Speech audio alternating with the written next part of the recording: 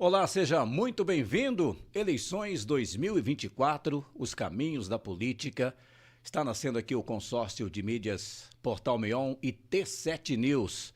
Eu sou Reinaldo Moreira, editor-chefe do Portal Meon, e ao meu lado, Marcos Limão, que é do T7 News. Tudo bem? Se apresente, seja bem-vindo ao consórcio. Olá, Reinaldo, a todos que nos assistem, sejam muito bem-vindos. Esse é algo inédito que acontece na região do Vale do Paraíba, Litoral Norte, que é um consórcio de mídia, uma união entre dois portais de notícias conceituados, independentes e que demandam muita atenção e energia, principalmente para as questões afetas à gestão pública e à política dos municípios. Então, neste ano de 2024, com as eleições municipais, esse consórcio tende a fazer a diferença, trazendo informação de qualidade e de maneira imparcial, para que os eleitores possam se informar e conferir o seu voto de maneira consciente quando chegar o momento correto. Com esse consórcio de mídias, nós vamos acompanhar a vida política das 39 cidades da região metropolitana do Vale do Paraíba, desde Igaratá, passando por São José dos Campos, Caçapava, indo em direção a Cruzeiro, Bananal, Queluz, quer dizer, uma cobertura completa, Serra da Mantiqueira e também o Litoral Norte. Tudo com cobertura visando as eleições municipais. Vai ser a maior cobertura do ano em relação às eleições 2024. Você encontra aqui no consórcio de mídias Meon e T7 News. Bom, e para começar, nós convidamos o vereador Tomás Henrique, que é do PL da cidade de São José dos Campos, está abrindo com a gente esse Caminhos da Política nas eleições 2024. Vereador, tudo bem? Seja muito bem-vindo, prazer em tê-lo aqui como nosso primeiro convidado. Prazer em estar com vocês, uma honra, inclusive, estrear aí esse quadro, né? Reinaldo, Marcos Limão, nos conhecemos agora aqui, parabéns pelo trabalho de vocês, parabéns para o Meon e para o T7 News. Nós estávamos comentando um pouco antes de começar a importância que tem a mídia local de fazer essa cobertura do processo eleitoral no Vale do Paraíba e que ainda carece dessa atenção pela mídia local. Então a gente fica muito feliz e honrado de participar dessa abertura. Espero que outras pessoas, outros políticos, né, outras lideranças, outros futuros candidatos possam estar aqui compartilhando suas ideias e prestando contas do trabalho já realizado. E essa é a nossa intenção, né, de trazer convidados, pessoas que venham para somar, né, e fazer com que o público, a população da nossa região, os eleitores entendam, né, quem é quem nessas próximas eleições, né? Acho que esse é o caminho da política que a gente está trazendo para o nosso leitor, para o nosso internauta. E o consórcio começa quente, trazendo Quente. o vereador Tomás logo de cara, um vereador de primeiro mandato, bem atuante e bem polêmico, né, que tem se destacado aí no noticiário, no meio social, e nós queremos também ampliar essa cobertura para todos os aspectos ideológicos. A gente espera, né, que passe por aqui também outros vereadores, outros pré-candidatos, que a gente possa ser o mais plural e informativo possível. Ele falou a palavra polêmica. Isso te incomoda ou não? Eu, vereador polêmico ou não? Reinaldo, na verdade não. Eu acho que hoje no Brasil a gente está num estado de coisas com tantos problemas ocorrendo no país. Nós temos um governo federal que não tem nenhum compromisso, por exemplo, com a segurança pública. A gente vê o índice de violência cada vez mais crescendo. E quando alguém me fala que eu sou polêmico é porque eu tenho coragem de expor esses problemas. Também a nível municipal, sou um vereador de oposição à atual administração e tenho essa coragem, tenho essa iniciativa de pôr o dedo na ferida e trazer temas que muitas vezes, sem falsa modéstia, né, mas muitas vezes a gente vê que o parlamento não se debruça como deveria nesses devidos temas. A população, né, eu na minha primeira eleição e agora nesse meu primeiro mandato, primeira campanha, primeiro mandato, eu me comprometi a ser um vereador com independência para fiscalizar, com autonomia do Poder Executivo. E por vezes a população e às vezes até a mídia em geral não está tão acostumada a ver um vereador que tem essa energia combativa, que é de fato independente, que é fiscalizador e não fica somente naquela relação, por vezes promíscua com o Poder Executivo, de compor o governo através de trocas de cargos, preenchimento, né, da máquina pública, para ter alguns favores dentro do seu bairro, de sua região, como poda de árvore, enfim, a zeladoria do município, que por vezes o eleitor demanda, mas a gente sabe que é função da prefeitura, do Poder Executivo. E o que a gente procura é ajudar o Poder Executivo a ter uma gestão pública de excelência, para que a gente não precise o vereador ficar intermediando melhorias e em troca disso conseguir seu voto. essa é a minha contribuição e por isso eu fico muito tranquilo quando alguém fala, olha, Tomás é polêmico. Que bom que tem vereadores que são polêmicos para alguns, porque a gente está colocando o dedo na ferida numa política brasileira que precisa melhorar muito e a gente precisa falar o que acontece para que a gente possa ter as melhorias que a gente quer. Vereador, você foi eleito pelo Partido Novo, recentemente migrou para o Partido Liberal, PL. Qual a razão da mudança? O que não te satisfez no Novo que você procura no PL? Eu não posso falar que não me satisfez, porque o Partido Novo, eu tenho que ser muito grato ao Partido Novo. Esses mais de 3 anos representando o partido na Câmara Municipal foi uma grande parceria, né? Eu costumo dizer que o Partido Novo, sem a votação que eu tive, não teria eleito um vereador. E eu, claro, sem a votação do Partido Novo, não estaria eleito. Né? Uma colaboração mútua e sempre muito respeitosa e sintonizada, na verdade. Os atuais dirigentes, né, a presidente Fernanda, o vice-presidente Tomio, continuo tendo uma ótima relação com eles, saí de forma super amigável, né, a gente comunga dos mesmos valores, dos mesmos princípios, até porque o Partido Novo e o Partido Liberal são muito parecidos na sua cartilha ideológica, no seu estatuto, no que quer para o país. Aliás, são os 2 partidos que mais fazem oposição ao governo federal nas votações na Câmara dos Deputados. Então, essa migração foi natural de eu fazer parte agora do Partido Liberal, que é hoje o maior partido de direita do Brasil. Eu sempre tive uma trajetória no ativismo político, comecei lá em 2015, 2016 nas manifestações pelo impeachment da então presidente Dilma, e desde então, como ativista e depois como parlamentar, sempre fui um indivíduo e um político de direita.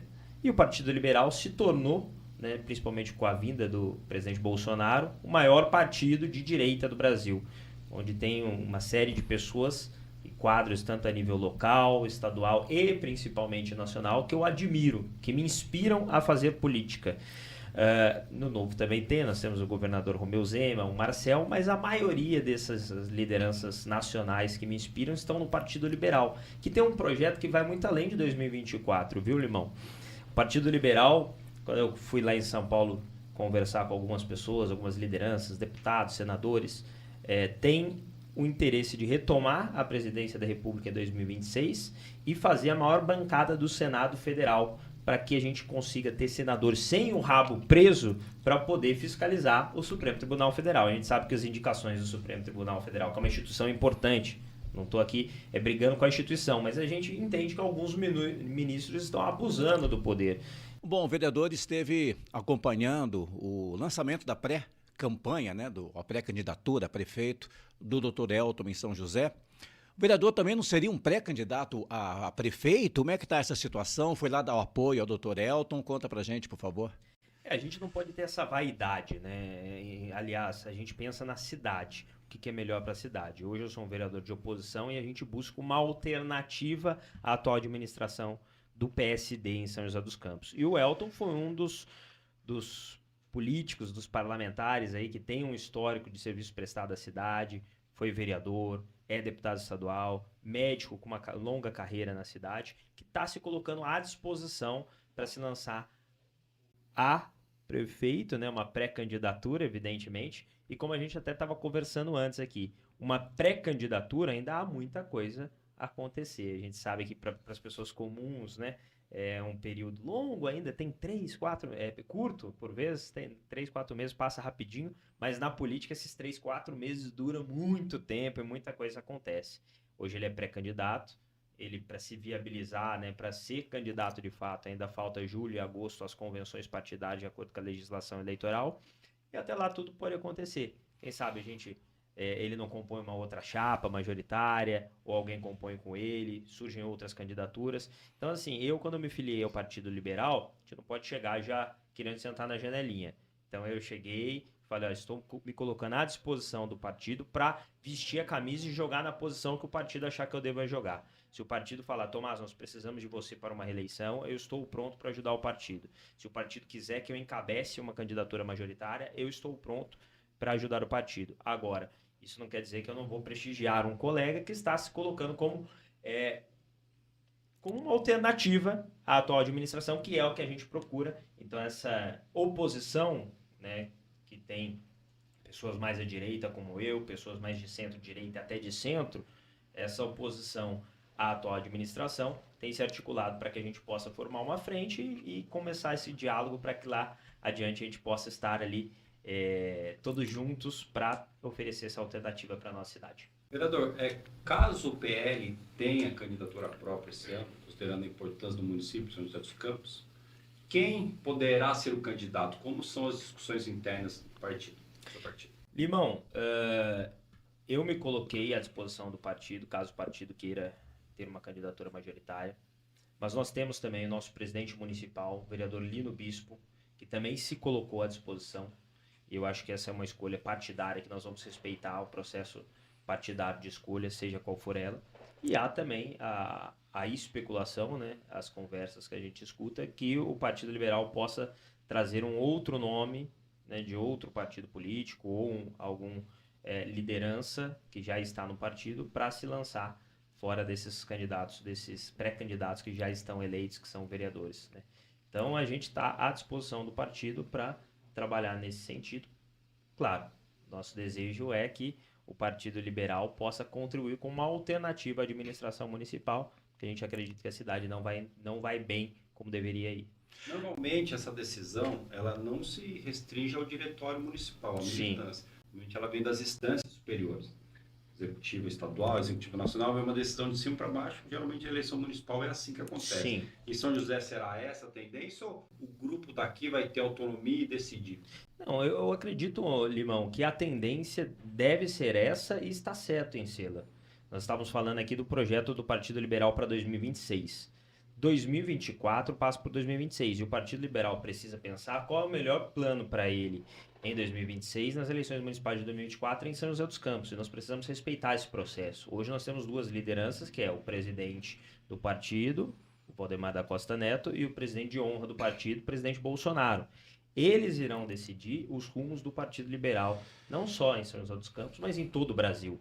Então nós estamos dentro do partido para acatar as decisões dos nossos líderes, confiando que as decisões tomadas para São José dos Campos serão as melhores, não só para a gente localmente, mas para o Brasil. Agora, são líderes democráticos. Naturalmente, eles vão escutar o diretório, o nosso presidente municipal do diretório, os filiados, os pré-candidatos. Nós vamos ter a nossa contribuição. Mas lá no final, eles vão tomar a decisão e eu tenho certeza que será a melhor decisão para São José dos Campos e principalmente para o Brasil.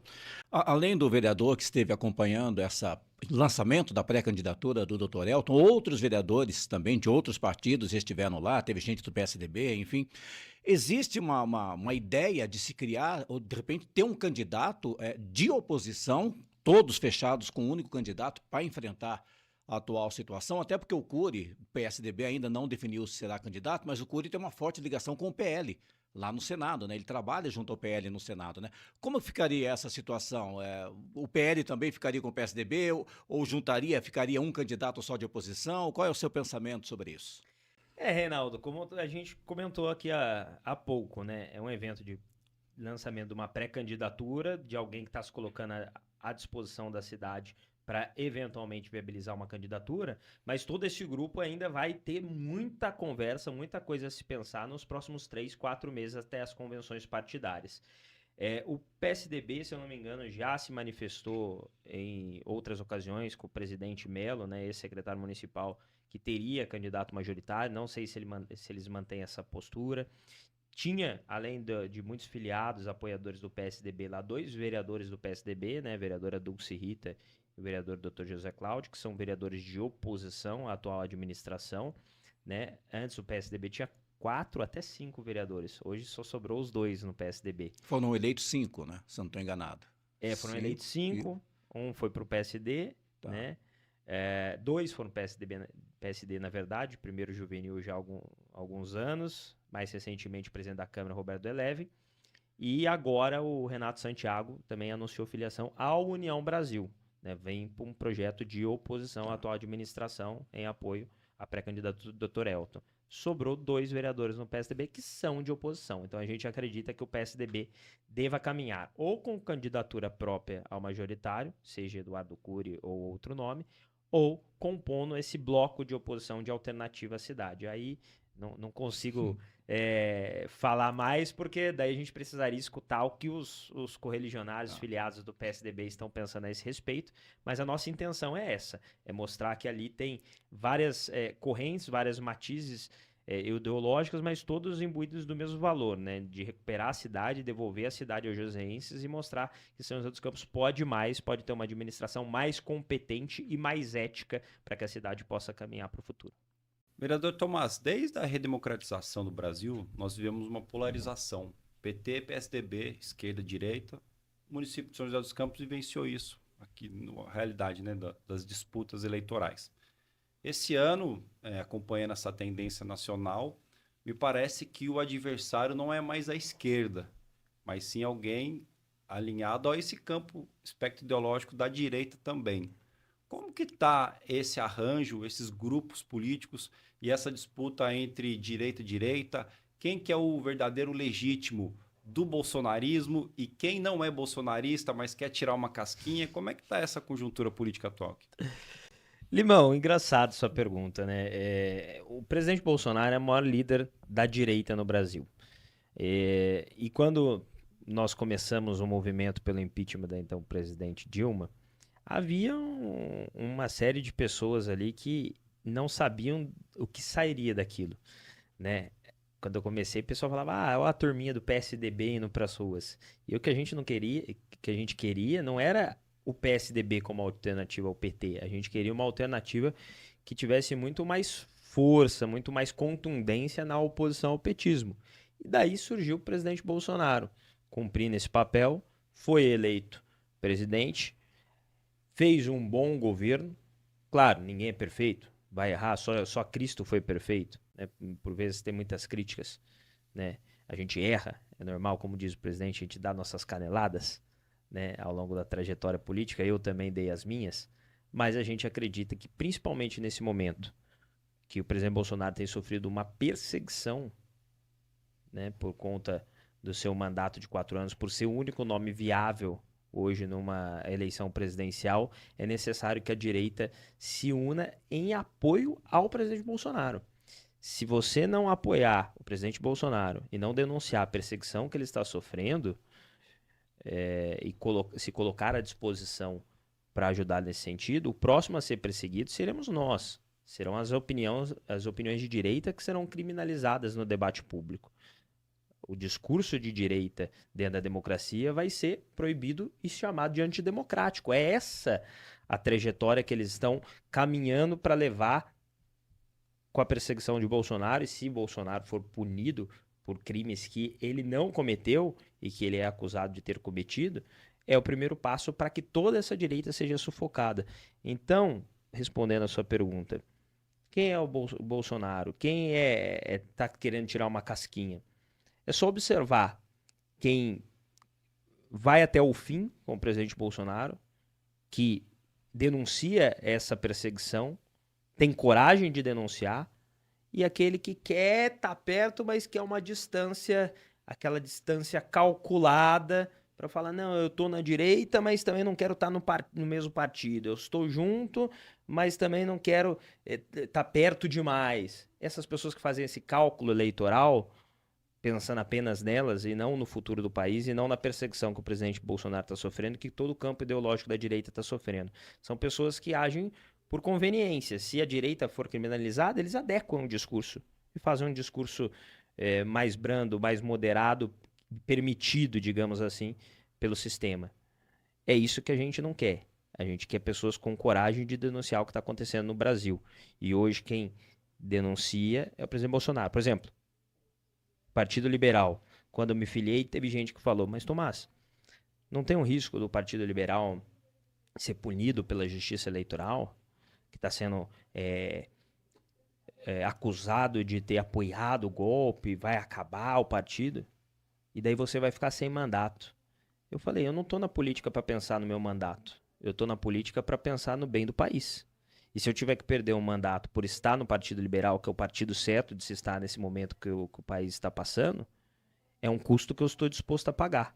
Agora, se eu tiver que trair minhas convicções, me filiar num partido mais fácil de ser eleito, como é mais fácil ser um vereador da base, ter alguns cargos no governo e negligenciar a fiscalização, aí eu estou traindo minhas convicções. Aí não vale a pena ser político. Se for pelo vale tudo, pelo poder para ganhar uma eleição. Então é isso que eu acredito. Nessas conversas recentes que teve sobre a política em São José dos Campos, nesse momento é tudo informação que não está escrita em nenhum lugar, mas são conversas. Inclusive, nós já confirmamos que existiu essa conversa, até da possibilidade do ex-prefeito Carlinhos Almeida vir a ser vice do Cury. Como que fica numa situação dessa para o eleitor de São José, por exemplo, que historicamente você viu os dois rivalizando? E como que fica num segundo turno, por exemplo, que a tendência, quem está na máquina, tende a ir para o segundo turno e o grupo opositor, todo mundo se une, quem vai para que lado ali? Como é que fica São José? Ô, Limão, eu nunca escutei essa conversa, né? E eu tenho absoluta certeza que isso não aconteceria em momento algum. Na verdade, eu como vereador nesses 3 anos, eu acharia muito mais provável se o Carlinhos fosse vice do atual prefeito. Hoje o atual prefeito está no PSD, que foi o partido que foi vice do Carlinhos quando o Carlinhos disputou a reeleição a prefeito no PT. O vice era o Macedo Bastos, vereador do PSD.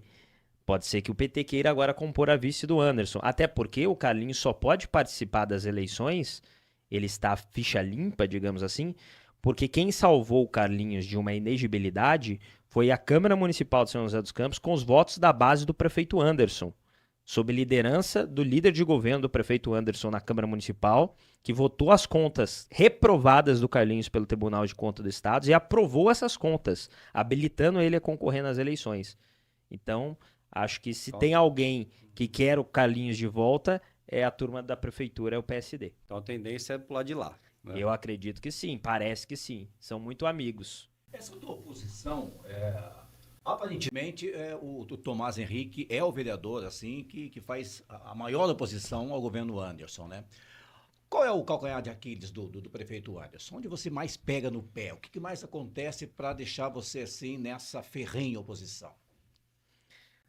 Olha, a gente poderia falar das questões administrativas, né? Os problemas na saúde, na educação, na assistência social, a coleta de lixo que colapsou, o transporte público que não consegue se fazer uma nova licitação, mas eu vou me apartar da parte política. A forma como a máquina pública tem sido administrada. Nós falamos aqui que a gente, por exemplo, quando o presidente Bolsonaro chegou ao poder, o que ele falou? Vamos mudar essa coisa do toma lá da cá. Vamos fazer uma administração técnica. Nós tivemos estatais que antes eram deficitárias e voltaram a ser agora com o governo Lula, que foram superavitárias durante o governo Bolsonaro, e isso é preciso ser dito. Né? Eu sou um liberal na economia, acredito que boa parte das estatais deveriam ser privatizadas, sair da responsabilidade da mão do Estado, mas ainda que elas não tenham sido, algumas delas, porque o processo de privatização ele é longo e o Paulo Guedes avançou em alguns aspectos, a administração profissional que o presidente Bolsonaro garantiu nessas estatais fez com que a máquina pública funcionasse melhor. Hoje, em São José dos Campos, o que a gente vê? A gente vê que os eventos, por exemplo, do atual prefeito estão lotados de comissionados, de pessoas que vivem da máquina pública e que apoiam o prefeito enquanto ele é prefeito. Se ele deixar a cadeira de prefeito, eu acho que ele não consegue nem fazer um churrasco e chamar os amigos dele, porque ninguém mais quer ser amigo dele. Então a política hoje é assim, o cara tá na prefeitura, tá com a máquina pública, tá com o orçamento, negocia, vem aqui para um partido da minha coligação, e eu falo isso, e se o Joseense não sabe disso, que fique registrado aqui. O prefeito e o grupo político dele aqui em São José dos Campos age para cooptar lideranças para ser candidatos em partidos da coligação dele, oferecendo no futuro cargos dentro da administração municipal. É uma forma de fazer política que eu não concordo. Vem aqui, me apoia, se você não for eleito vereador, depois você vai ter um cargo na prefeitura. Eu acho que a administração pública, ela deve ser, existem os cargos comissionados, que são cargos de confiança, que devem ser ocupados por pessoas capacitadas e técnicas. Pode ser de partidos políticos? Pode, mas o critério não tem que ser quem balançou mais bandeira. Tem que ser quem tem capacidade de entregar um bom trabalho. Então, para começar, a minha divergência começa daí. Começa da falta de transparência, que nós temos dados, inclusive da Controladoria Geral da União, desde o governo do Bolsonaro, da falta de transparência do governo, e isso me revolta, porque eu acho que a coisa pública tem que ser o máximo transparente possível, é dinheiro público. né? E daí você vê uma administração que nos últimos 2 anos, além de endividar a cidade, foi um legado deixado pelo Felício, hoje vice-governador, mas ex-prefeito de São José dos Campos, que começou com o escalonamento da dívida pública do município de São José dos Campos gigantesco. E hoje o prefeito, por vezes, não consegue fazer um pagamento em dia, como foi no final do ano passado, de professores ou mesmo de policiais da atividade delegada. O município está pedalando no orçamento, não consegue pagar o Instituto dos Servidores. Por que isso? Porque as prioridades estão erradas. Porque está se investindo em usar a máquina pública para fazer política e não para pensar em bons serviços públicos. E qual a consequência disso?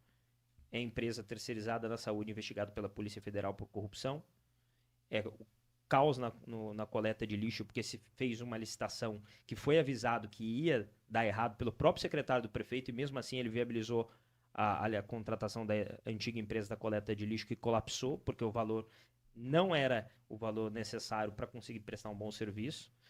E quando você olha o transporte público, virou propaganda.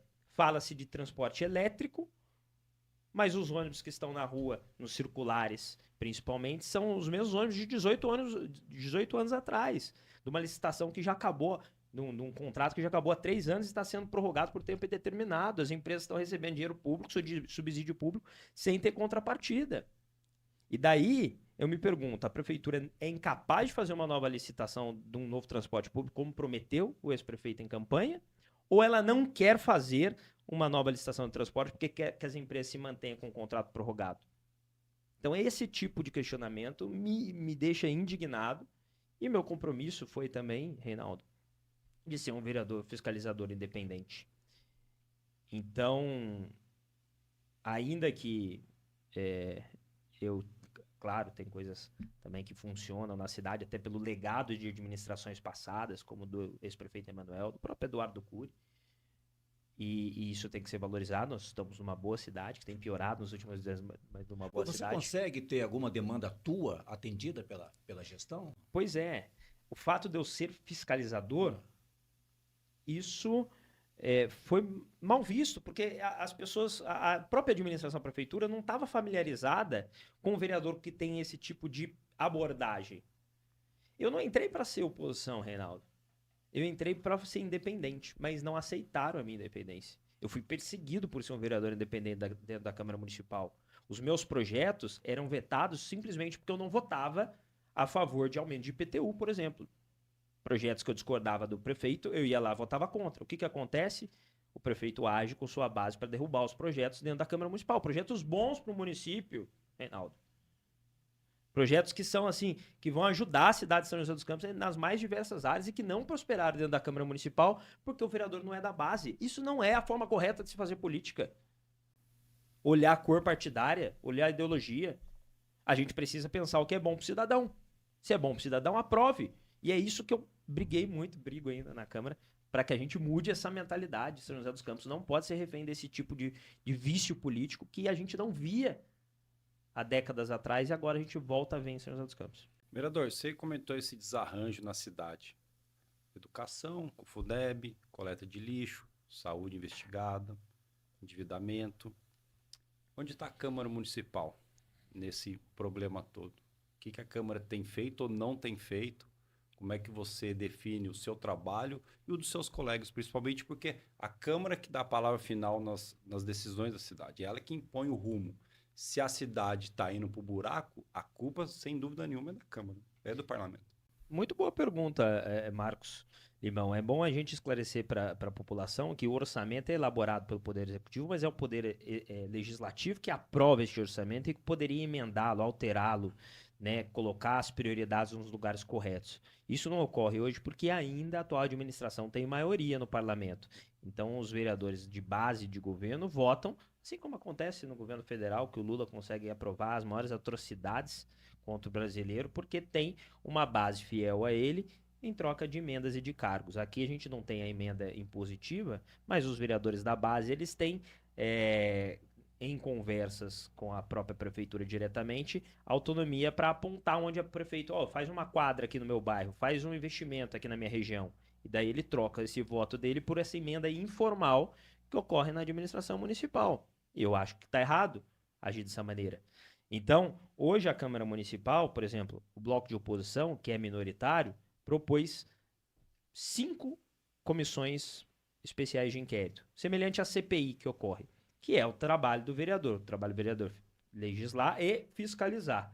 E uma das principais ferramentas do poder legislativo para fiscalizar são as comissões de inquérito na Câmara Municipal. A oposição, o bloco de oposição, cumprindo seu papel de fiscalizar, de colocar um ponto final nesses problemas que ocorrem, colocou comissão de inquérito para investigar a coleta de lixo, comissão de inquérito para investigar o transporte, comissão de inquérito para investigar a questão do aumento dos moradores de rua, comissão de inquérito para investigar a terceirizada da saúde investigada pela Polícia Federal e o que ocorreu com essas comissões de inquérito. A base do governo colocou 3 comissões de inquérito para investigar os governos anteriores do PT. Não sou contra investigar os governos anteriores do PT, mas agora, por que a legislatura que estava quando o Carlinhos era prefeito não investigou na época?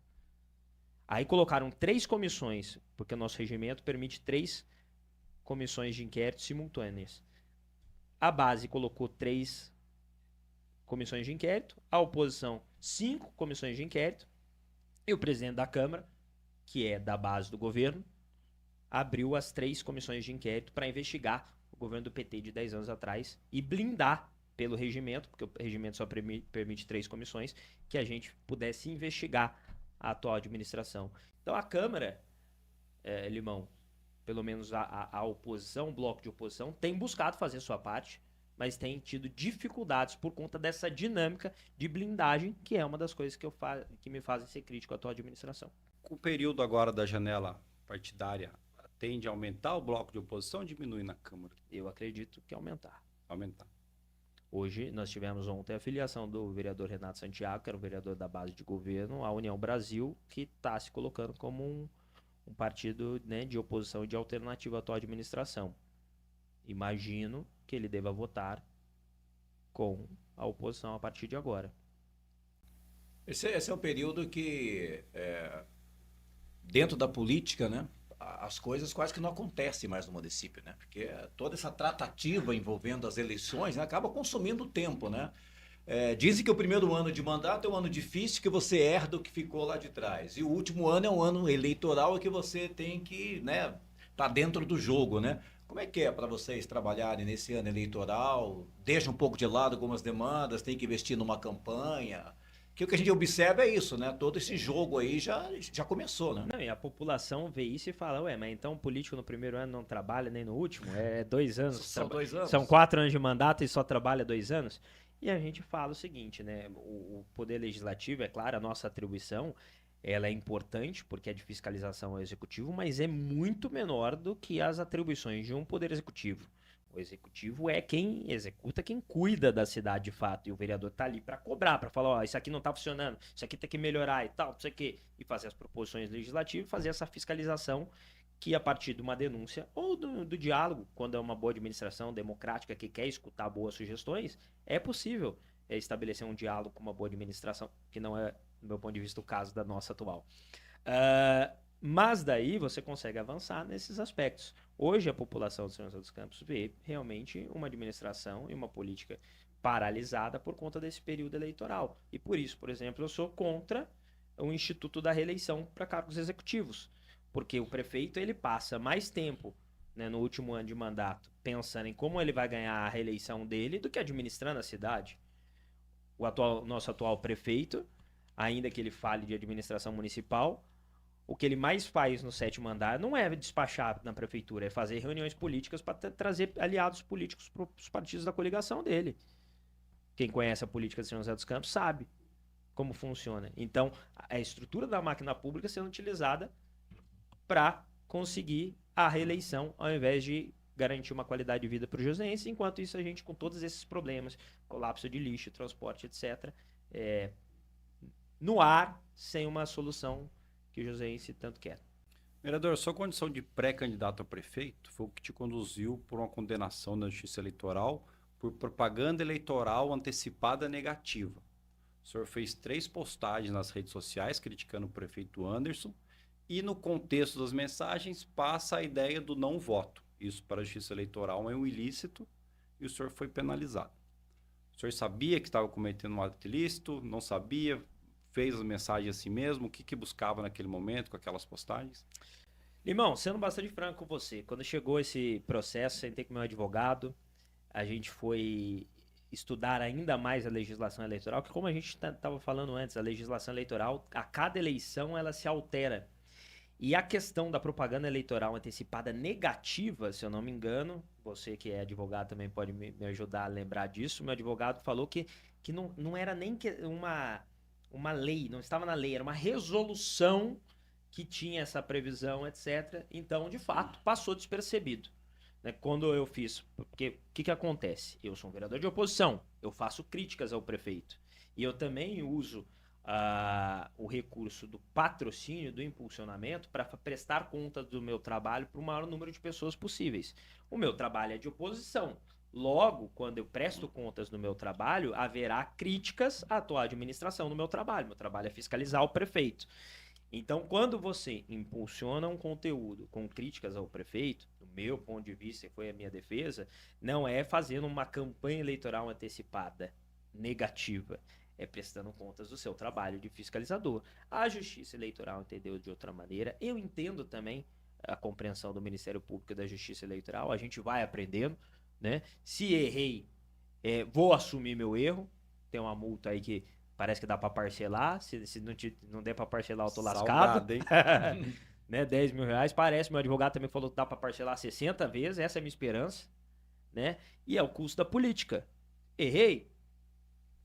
Peço desculpa, nós estamos aprendendo, mas eu não errei em fazer as críticas que eu fiz. O conteúdo ali, né, é até importante mostrar que a condenação não é porque eu falei alguma mentira ou por conta dos conteúdos que eu publiquei. Nada disso. O que eu não poderia fazer, de acordo com a Justiça Eleitoral, é patrocinar, impulsionar o conteúdo de forma paga. Foram um pouco mais de R$1.000 pagos para impulsionar 3 conteúdos, então 400 e pouco para cada conteúdo, né, fazendo uma conta de padeiro aqui.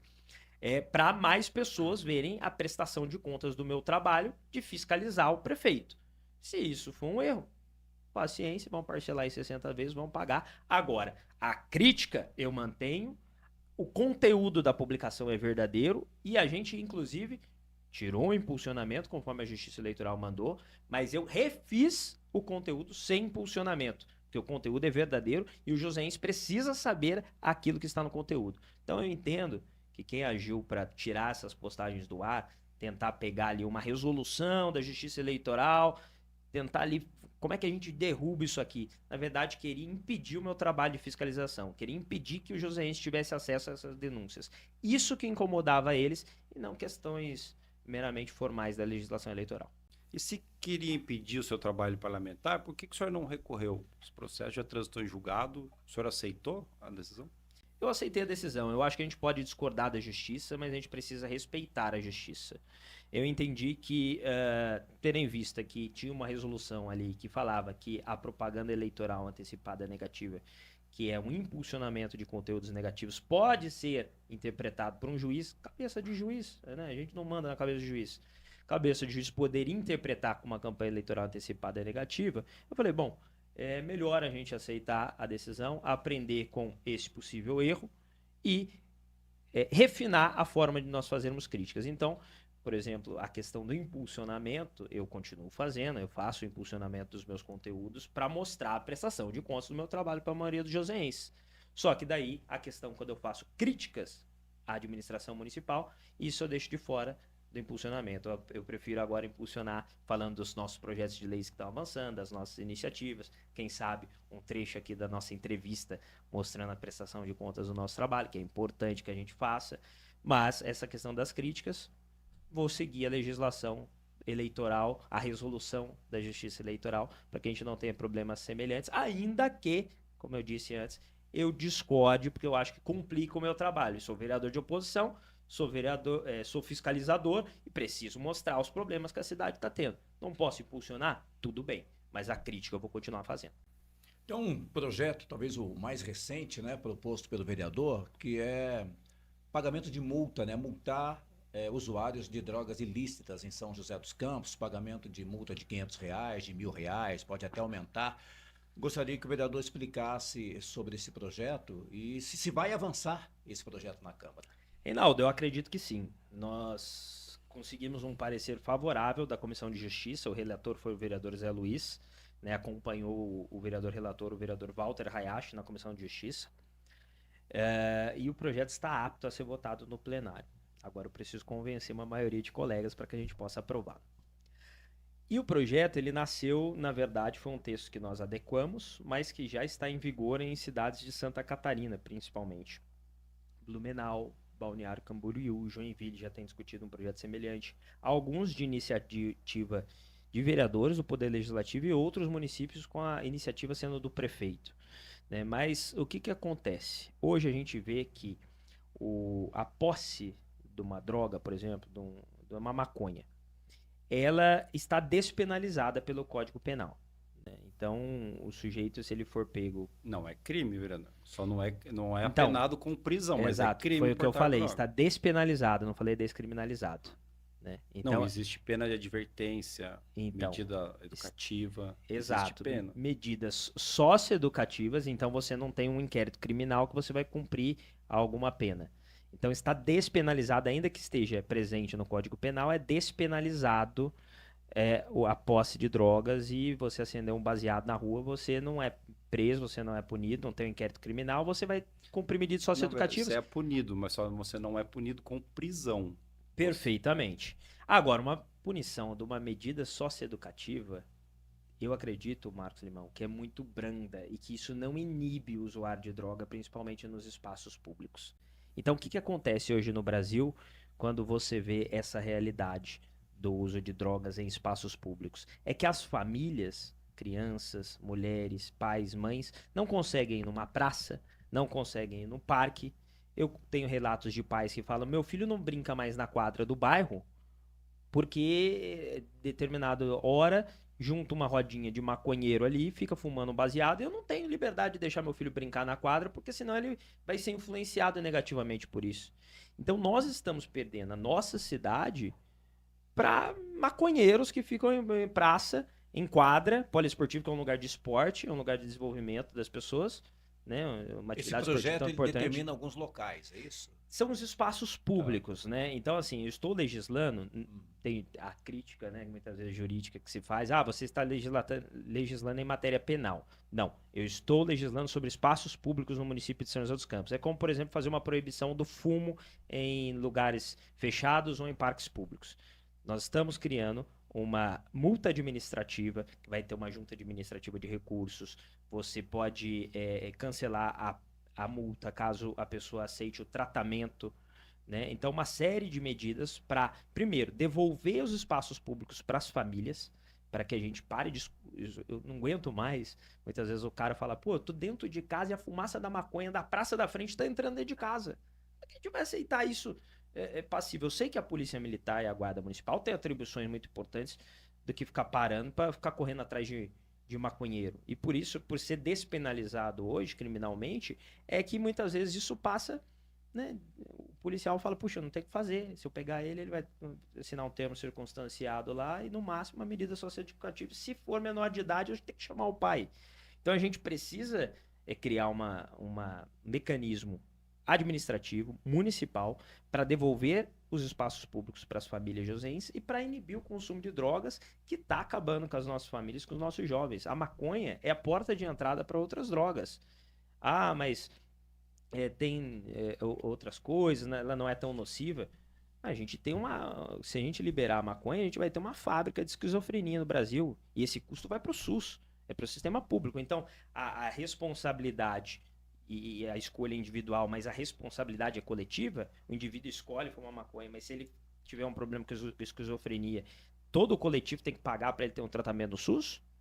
Então, assim, eu acredito que os legisladores municipais, os políticos, precisam se preocupar com suas cidades, e isso é uma preocupação que a gente viu em outros municípios de Santa Catarina e trouxe para São José dos Campos, para que a gente possa discutir. É claro, o projeto ainda está no plenário da Câmara, quem sabe possa ser ainda melhorado, né? Mas eu acredito que não dá pra gente falar assim: os maconheiros ficam na praça fumando e tá tudo bem. Não tá tudo bem, alguma coisa tem que ser feita.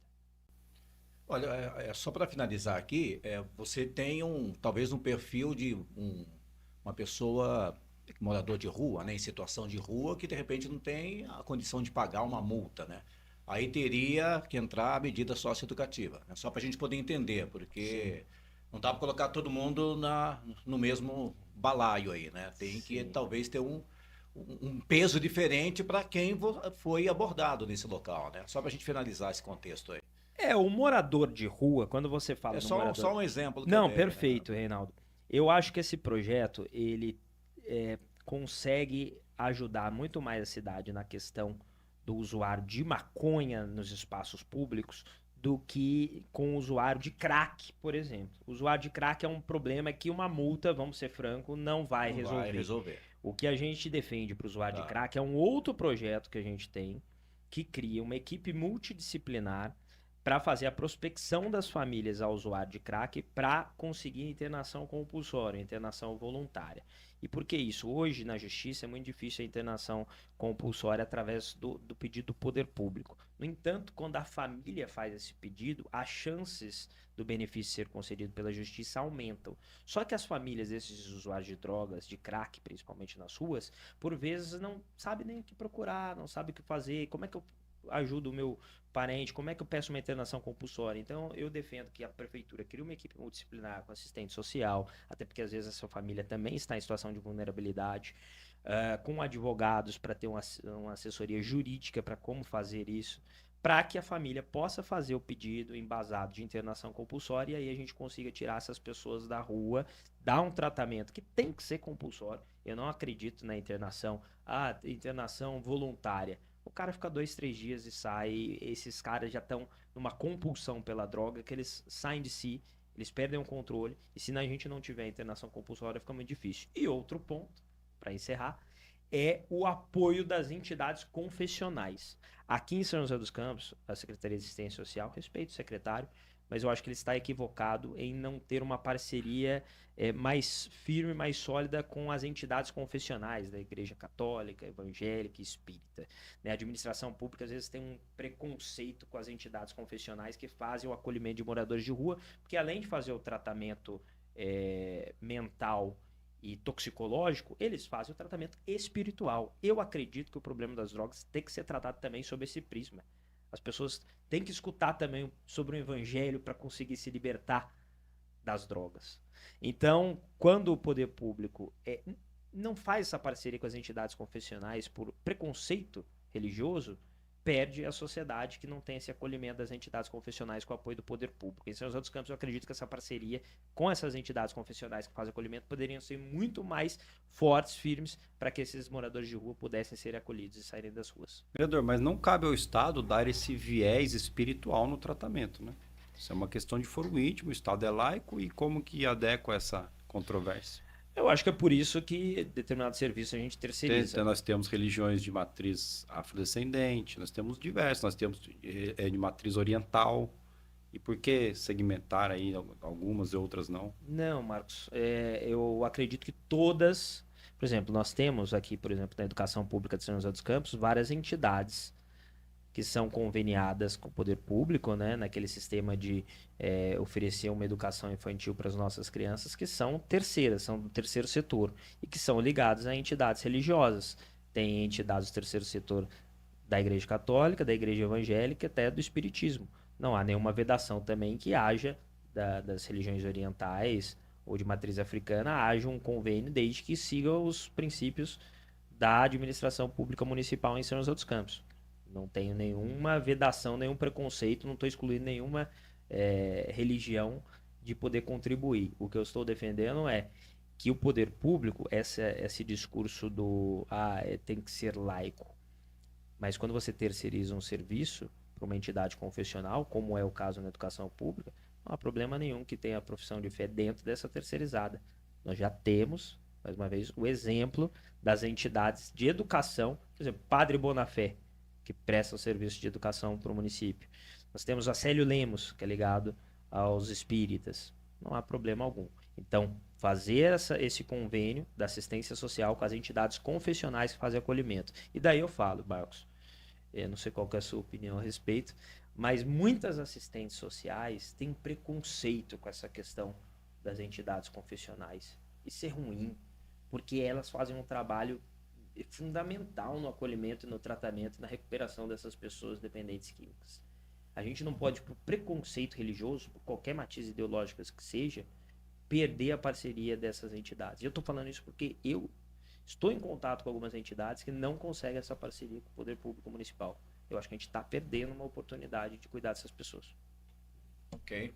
Perfeito. Vereador, muito obrigado pela sua presença, sua estreia aqui no quadro Os Caminhos da Política, eleições 2024, desse consórcio inédito no Vale, formado pelo MEON e pelo T7 News. A gente se sente muito honrado e fica à disposição para próximas entrevistas. Eu que agradeço, foi mais rápido do que eu imaginava.